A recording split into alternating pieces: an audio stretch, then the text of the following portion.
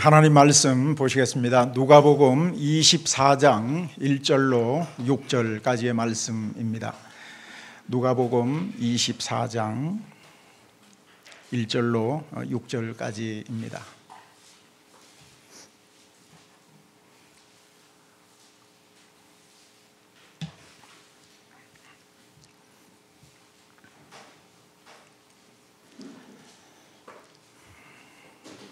예, 1절로 6절까지 말씀 우리 한 목소리로 읽겠습니다.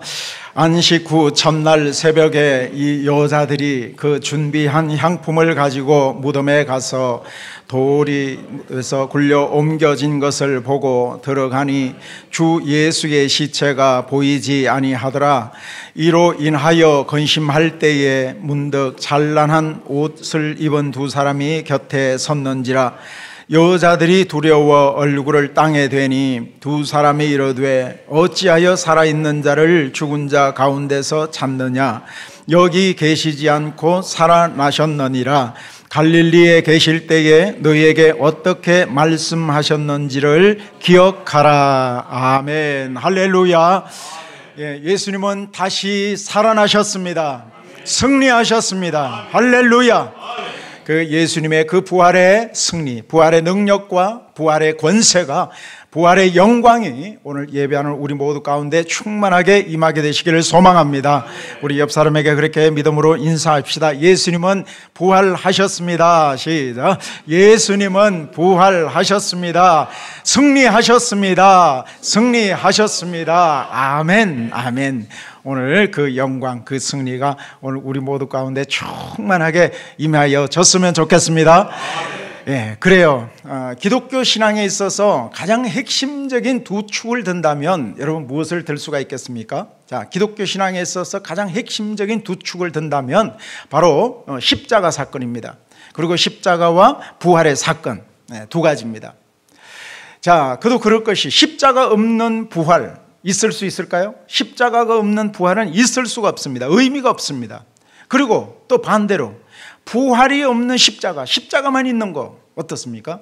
있을 수 없습니다. 너무 비참해요. 십자가만 있다, 부활이 없고 십자가만 있다, 너무 비참합니다. 그래서 우리는 반드시 십자가의 신앙을 뛰어넘어야 합니다. 십자가의 신앙을 통과해야만 합니다. 그리고 또한 부활의 신앙에까지 우리는 나아가야 될 줄 믿습니다. 자, 십자가의 신앙이라는 것은 무엇일까? 자, 십자가는 뭐예요? 우리 죄와 허물로 인해서 이미 죽었던 우리를 살리시기 위한 예수님의 그 높고도 위대하신 그 사랑의 결정체를 알 수 있습니다. 그래서 그 십자가는 철저히 오늘 예배하는 저와 여러분을 위한 것이고 나를 위한 것이고, 그것을 알고 그 십자가 앞에 오늘도 날마다 순간순간 십자가 앞에 나아가는 것입니다. 자, 그런데 그것이 다가 아니라는 거예요. 그 십자가의 신앙이 다가 아니라는 것입니다. 자, 십자가 신앙에서만 머무를 것이 아니라 한 단계 더 나아가야 되는데, 자, 그것이 바로 부활의 신앙인 것입니다. 오늘 아까 권사님 기도하셨듯이 바로 그겁니다. 이제 나의 옛사람은 이미 죽었습니다. 예수님께서 십자가에 못 박히실 때 우리의 옛사람도 이미 예수님의 십자가에 이미 못 박힌 줄 믿습니다. 그래서 이제는 내가 사는 것이 아니요 오직 내 안에 누구께서 사시는 것이라, 그리스도께서 사시는 것이라, 바로 그것을 믿는 것입니다. 이젠 나의 삶이 부활하신 예수 그리스도의 능력으로, 예수 그리스도의 생명으로, 예수 그리스도의 승리로 살아가게 하여 주시옵소서. 자, 오늘 말씀은 예수님의 부활의 사건을 직접 목격했던 첫 번째 증인의 모습을 말씀하고 있는데요. 자, 그런데 그 증인의 모습이 얼마나 감격적인지 모릅니다. 자, 1절 말씀부터 한번 읽어봅니다. 1절 시작. 안식 후 첫날 새벽에 이 여자들이 그 준비한 향품을 가지고 무덤에 가서. 아멘. 자, 안식 후 첫날 새벽이라 그랬네요. 자, 지금의 주일을 말하죠. 자, 그런데 새벽에 한 무리의 여자들이 예수님의 무덤으로 갔습니다. 자, 그런데 무엇을 가지고 갔어요? 준비한 향품이죠. 그래요, 향품. 자, 향품을 가지고 갔습니다. 이것을 무엇 때문에, 향품을 가지고 간 이유가 무엇이죠? 자, 무엇을 하기 위해서입니까? 자, 지금 이 여자들은 예수님의 십자가를 끝까지 목격했습니다. 그리고 예수님께서 무덤에 장사 지내는 것을 직접 보았던 그런 자들입니다. 그런데 장사 지내는 모습을 보았더니 이들의 마음은 너무나도 무거웠던 겁니다. 너무나도 마음이 아프고 너무너무 불편했습니다. 왜 그렇습니까? 정말 귀하디 귀하신 그 귀하신 예수님께서 돌아가실 때 그렇게 정성껏 그 마지막을 보살펴 드리지 못했기 때문에, 향품도 바르지 못했고 세마포로 이렇게 잘 이렇게 정성을 들여 수습하지 못했기 때문에, 그래서 이들은 새벽에 향유를 들고 무덤을 찾아간 것입니다. 자, 그렇다면 이들 여인들은 누구일까요? 자, 10절 말씀 봅니다. 10절 시작. 이 여자들은 막달라 마리아와 요한나와 야고보의 모친 마리아라. 또 그들과 함께한 다른 여자들도 이것을 사도들에게 알리니라. 아멘. 자, 세 사람의 이름들이 나오죠. 자, 첫 번째는 누구요? 막달라 마리아, 그리고 또 요한나, 그리고 야고보의 모친 마리아. 자, 이들은 예수님과 함께한 여인이었습니다. 자, 그런데 중요한 것은 뭐예요? 이들 여인의 공통점은 뭐예요? 예수님을 끝까지 따랐던 자예요. 예수님을 끝까지 따른 자들이었습니다. 자, 여기서 더 주목할 인물은 막달라 마리아입니다. 가장 헌신적으로, 예수님 가까이에서 가장 헌신적으로 헌신했던 여인이죠. 자, 누가복음 8장에 보면 막달라 여인이 어떤 인물이었던가를 알 수 있죠. 자, 귀신 들렸던 여인입니다. 귀신이 얼마나 들어갔어요? 7 귀신 들어갔다 그랬습니다. 7 귀신 들린 여인이었습니다. 그렇게 고통받고 그렇게 방황하던, 어쩌면 정말 미천한 여인이었는데, 그런데 예수님을 만나게 되고 치유받게 되는데, 자, 이때로부터 이 여인의 인생은 완전히 달라집니다. 주님께 헌신하는 일에 있어서는 언제나 1등이었어요. 자, 수많은 사람들이 예수님께 나와서 예수님께로부터 치유를 받고 예수님께로부터 은혜를 받습니다. 자, 그런데 수많은 사람들은 그때뿐이었던 거예요. 끝까지 주님을 의지하고 끝까지 주님을 예배하고 끝까지 주님께서 먼저 걸어가셨던 그 제자로서의 삶을 살아갔던 자가 그리 많지 않다는 것입니다. 그런데 이 막달라 마리아는 끝까지 주님을 신뢰하고 끝까지 주님을 따랐던 여인이었어요. 자, 여러분 어떻습니까? 이처럼 주님의 은혜를 직접적으로 경험했던 자들은 누가 시키지 않아도 헌신하게 되어 있고, 누가 시키지 않아도 끝까지 주님을 따르게 되는 것 맞습니까? 아멘. 자, 마리아는 예수님께서 십자가를 지시고 그렇게 힘겹게 골고다 산상을 올라가시던 그 모습도 다 목격했고, 그리고 십자가에 못 박히실 때도 그때도 있었고, 그리고 그뿐입니까? 절규하시면서 십자가에서 절규하시면서 숨을 이렇게 몰아내시면서 숨을 거두시던 그 순간까지도, 그리고 무덤에 장사 지내던 그때에도 끝까지 주님을 따랐던 자예요. 조금도 예수님께로부터 눈을 떼지 않았던 여인입니다. 그랬기 때문에 예수님의 첫 번째 부활의 증인으로 설 수가 있었던 것이죠. 자, 오늘 저와 여러분의 신앙도 한번 돌아보았으면 좋겠습니다. 예수님을 따르던 그 수많은 무리들, 군중들처럼 어쩌면 밀물이나 썰물처럼 왔다 갔다 그렇게 하는 신앙은 아닐지, 간절히 바라기는 저와 여러분 모두가 끝까지 주님을 따르는 심지가 견고한 믿음 되시기를 주님의 이름으로 축원합니다. 자, 이렇게 예수님의 무덤을 찾아온 여인들이, 자, 이들은 무엇을 보게 됩니까? 자, 2절 말씀 시작.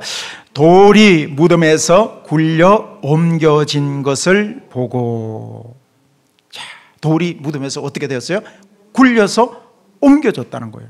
자, 이게 무슨 일입니까? 유대인의 무덤은 우리가 아시다시피 그래요. 이 굴을 파서 그 공간에다가 장사를 지내고 그걸 갖다 그 입구를 돌로 막은, 거대한 이 커다란 돌로 막습니다. 이 돌은 그냥 돌이 아니죠. 장정되었으면 장정들이 여럿이서 그렇게 움직여야만 이렇게 막아지는, 그렇게 여럿이 굴려야 되는 아주 큰 돌이에요. 자, 그뿐만 아닙니다.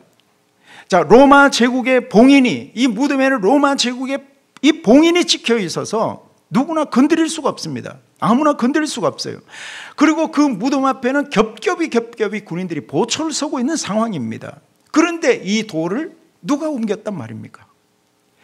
자, 같은 내용을 소개하고 있는 마태복음에 보니까 이렇게 기록하고 있죠. 마태복음 28장 2절입니다. 자, 읽어봅니다. 시작. 큰 지진이 나며 주의 천사가 하늘로부터 내려와 돌을 굴려내고 그 위에 앉았는데. 예, 준비가 안 됐어요? 없어요? 네.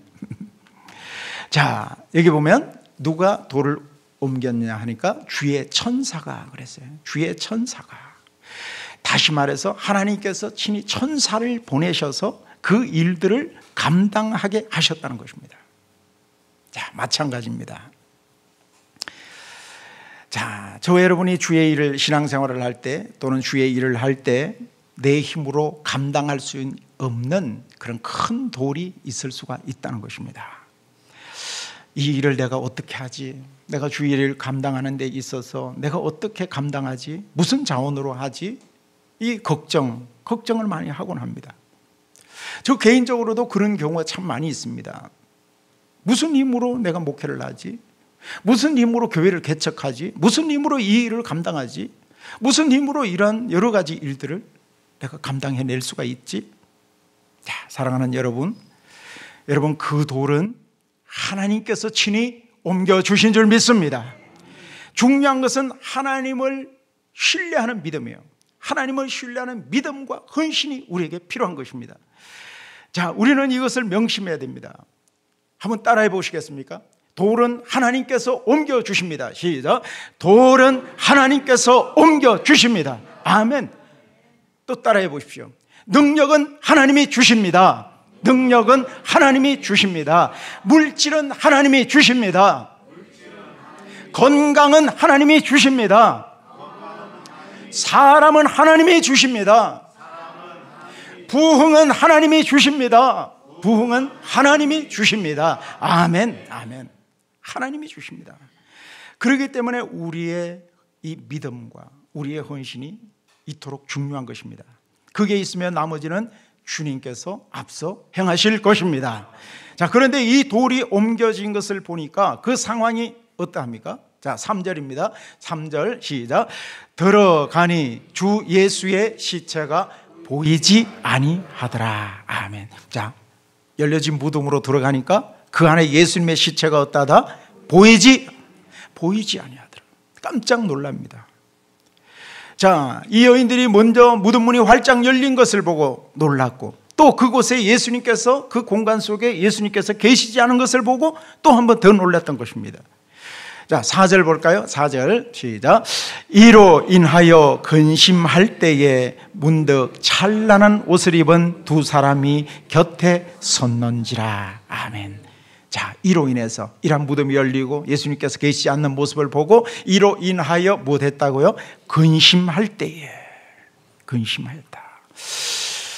자, 여러분, 근심하였다. 어떻습니까? 예수님께서 계시지 않는 모습을 보고 예수님께서 안 계시면 이들은 무엇을 생각해야 될까요? 야, 예수님께서 부활하셨겠구나. 예수님께서 부활하셨다. 말씀하신 대로 예수님은 부활하셨어. 너무너무 감사합니다. 역시 예수님은 하나님의 아들이셔. 그러면서 큰 소리로 외쳐야 정상인 것 아니겠습니까? 자, 그런데 이들은 무엇했다고요? 근심하고 있었다는 거예요. 근심하고 있었다는 거예요. 왜? 누가 훔쳐갔는가 보다. 누가 훔쳐갔는 것 같아서. 자, 여러분, 여기서 알 수 있는 것은 우리가 보는 것보다 더 중요한 것이 있어요. 우리가 보는 것보다 더 중요한 것은 무엇이냐면 이것을, 이 문제를, 이 상황을 해석할 수 있는 영적인 눈입니다. 영적인 눈이 열려지지 않은 사람은 세상 사람들과 똑같이 바라볼 수밖에 없고 똑같이 해석을 하곤 해요. 본다고 다 되는 것이 아닙니다. 그 속에 있는 뜻을 분별하는 것, 하나님의 선하시고 기뻐하시고 온전하신 뜻이 무엇인가를 분별하는 것이 더 중요한 것이죠. 영적인 분별력이 없으면 이런 영적인 상황들, 영적인 현상들 다 이해할 수가 없습니다. 영의 눈이 없으니까 말씀을 들어도, 말씀을 보아도 그게 무슨 말인가, 그것을 이해할 수가 없다는 것입니다. 알 수가 없다는 거예요. 성경에 이집트의 바로 왕이 그랬잖아요. 바벨론의 느부갓네살 왕이 그랬어요. 꿈을 꾸어도 몰라요. 계시를 직접적으로 보아도, 하나님의 그 역사심을 보아도 해석이 안 되는 거예요. 그냥 보았을 뿐입니다. 왜 그렇습니까? 영안이 열리지 않아서 그래요. 부활하신 주님을 보고도 여인들은 이 순간에는 해석이 안 되었던 겁니다. 그러니까 어떻게 되는 겁니까? 그러니까 여인들은 패닉에 빠지는 거예요. 슬픔에 빠지는 겁니다. 두려움에 빠지는 거예요. 근심과 두려움과 슬픔에 휩싸입니다. 자, 그런 의미에서 여러분 어떻습니까? 그런 의미에서 저와 여러분에게 문득문득 다가오는 이 슬픔과 이 두려움과 과도한 걱정, 근심, 염려, 불안 이런 거 무엇 때문에 왜 생겨나는 것일까? 왜 생겨나는 것이죠? 여러분, 그것은 영적으로 해석이 안 되기 때문에, 영적인 해석이 안 되는 사람들에게 나타나는 특징이라는 것입니다. 그런 현상일 수 있다는 것입니다. 그렇기 때문에 영적인 해석이 우리에게는 그만큼 중요합니다. 오늘 우리는 그렇게 기도해야 됩니다. 하나님, 이런 상황들을 볼 수 있는, 하나님의 선하신 뜻을 분별할 수 있는 영적인 영안을 열어주시옵소서. 자, 계속해서 5절도 봅시다. 5절입니다. 5절 시작. 여자들이 두려워 얼굴을 땅에 대니 두 사람이 이르되 어찌하여 살아있는 자를 죽은 자 가운데서 찾느냐. 아멘. 자, 여자들이 두려워서 얼굴을 땅에 댔다 그랬네요. 자, 이때 두 사람은 천사들이죠. 자, 천사들이 뭐라고 그랬습니까? 어찌하여 살아있는 자를 죽은 자 가운데서 찾느냐는 거예요. 살아있는 자를 죽은 자 가운데서 찾느냐. 이 질문 속에는 하나님의 약간의 책망도 들어있는 것 같습니다. 예수 믿지 않는 다른 사람은 몰라도 너희들이 예수님을 그렇게 따랐던 너희들이 아니냐. 어찌하여 너희들은 죽은 자 가운데서 살아있는 자를 찾는 것이냐. 너희들이 어떻게 예수 그리스도를, 그 예수님을 하나의 인간으로 보느냐. 예수님은 죽으셨지만 다시 살아나신 하나님이시라는 거예요. 적어도 믿음이 있는 너희들은 그렇게 보면 안 된다는 것입니다. 분명한 것은 예수님은 다시 살아나셨습니다.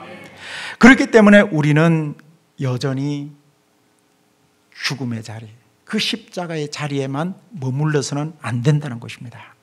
우리는 반드시 십자가를 통과해서 부활의 영광, 부활의 능력, 부활의 승리의 자리로 나아가야 할 것입니다.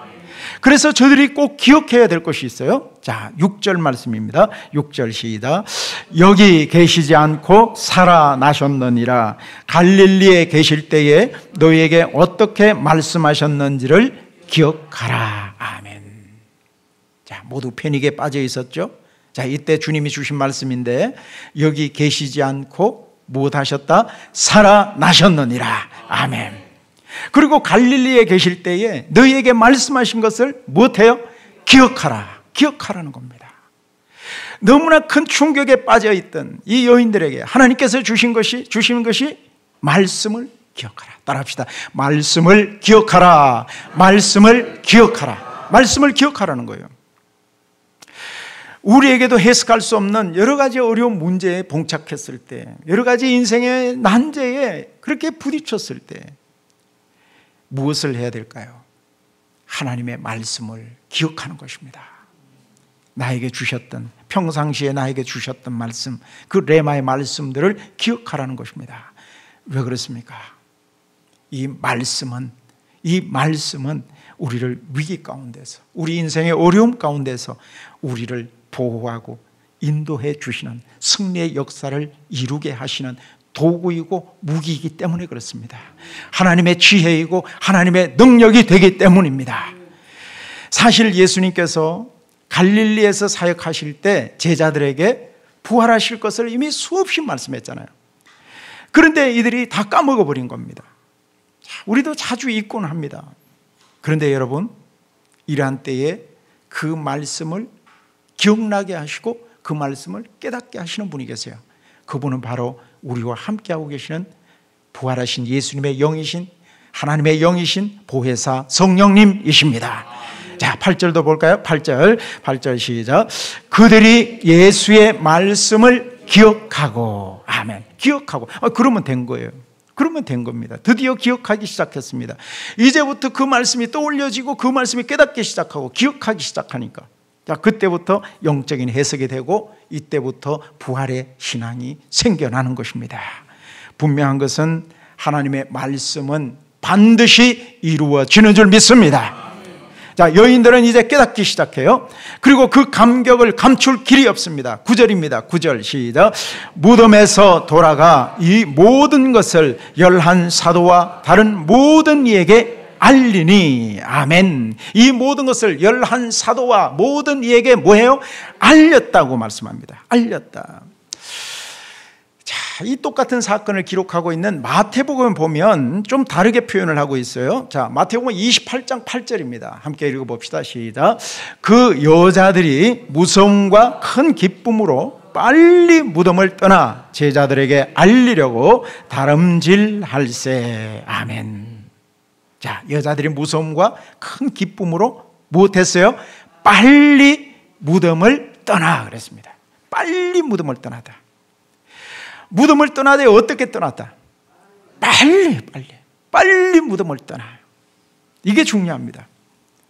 이 죽음의 자리, 텅 빈 이 무덤의 자리, 이 죽음의 자리, 예수님께서 떠나신 자리는 어떻게 해야 된다? 빨리 떠나야 된다. 할렐루야. 빨리 떠나야 합니다. 빨리 떠나야 합니다.